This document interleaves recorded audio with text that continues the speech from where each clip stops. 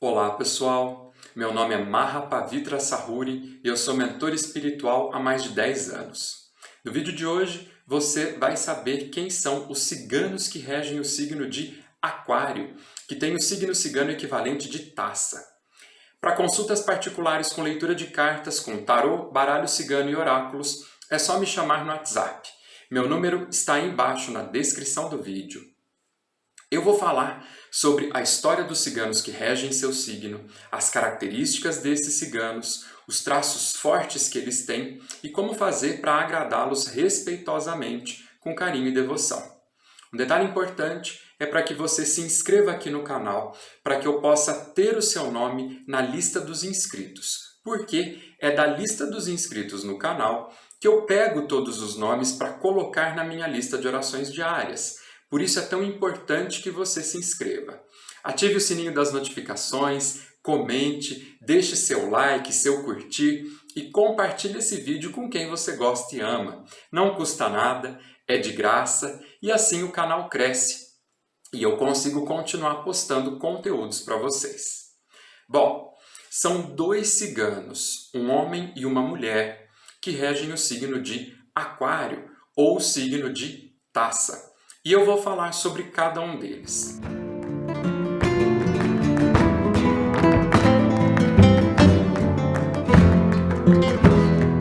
Começando então pelo cigano Emanuel. O cigano Emanuel era um rapaz que desde muito jovem já trabalhava com cura através das plantas. Ele morava na Itália e naquela época era conhecido como um médico. Certo dia, Emanuel conheceu uma linda cigana chamada Ganara, uma linda e jovem cigana que morava na França.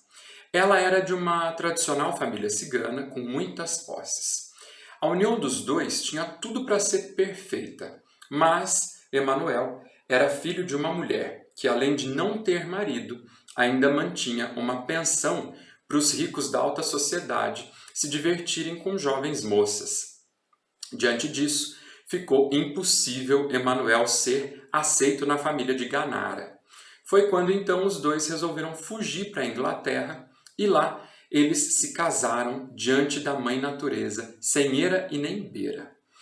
Ela levou sua formosura, sua doçura e seu amor. Ele também levou seu amor junto do conhecimento medicinal. E logo começava uma história de amor, tragédia e profundo reajuste.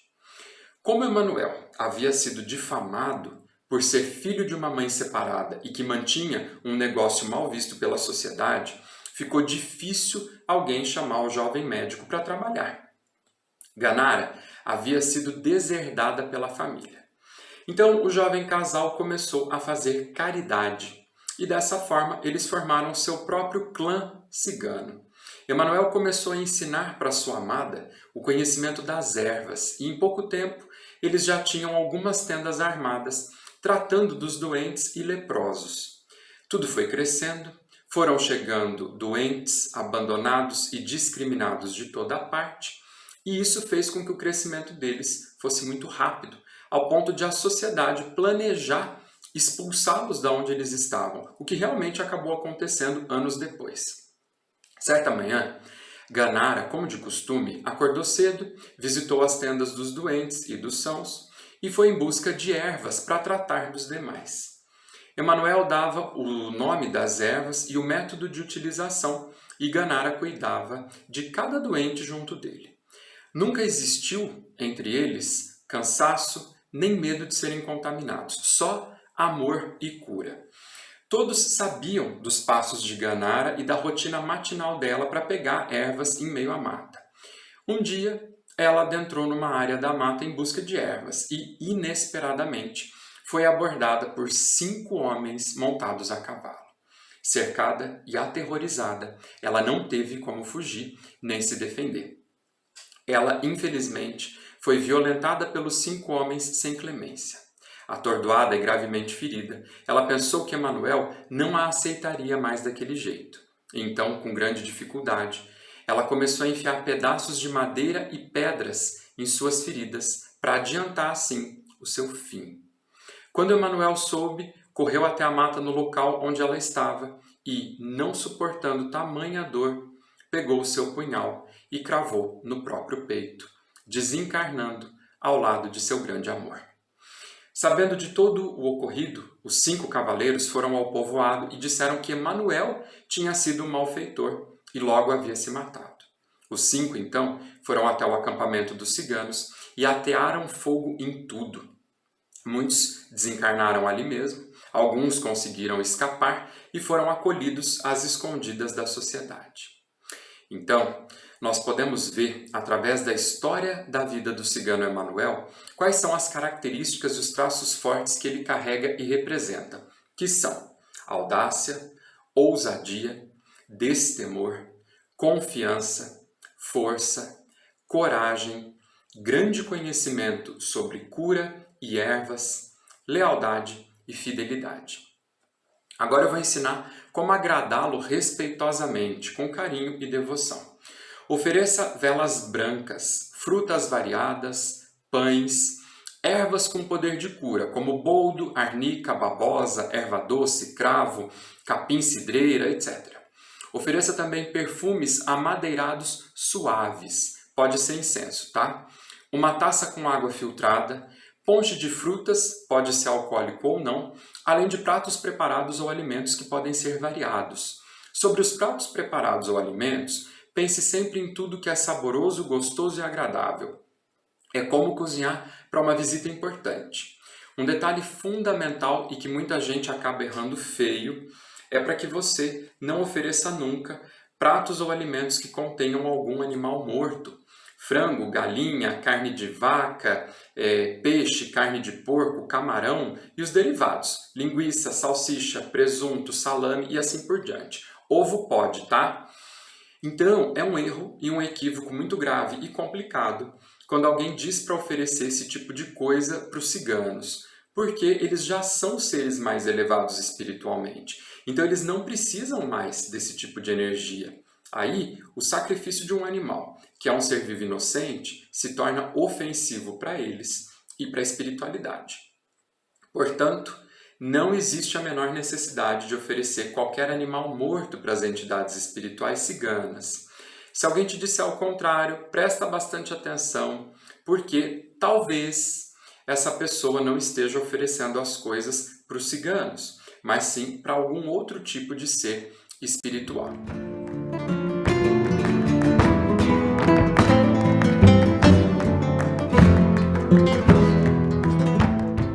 Agora eu vou falar sobre a cigana Madalena.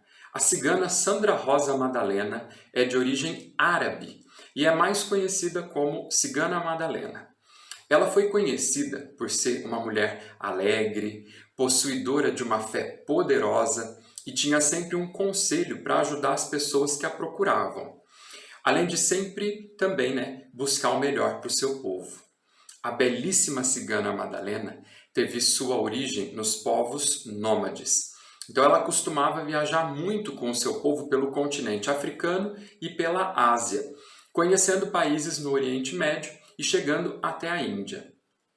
Por ser uma pessoa muito observadora e inteligente, ela aprendeu ao máximo tudo o que pôde com essas experiências de viagem. E ela acabou possuindo, assim, um conhecimento excepcional dentro do seu próprio clã. E ela logo se tornou uma grandíssima conselheira, provando a todos que havia uma profunda sabedoria sobre a vida e se tornando uma ótima educadora para os jovens também. A cigana Madalena tinha o dom da quiromancia e era capaz de adivinhar o futuro das pessoas através das linhas das mãos.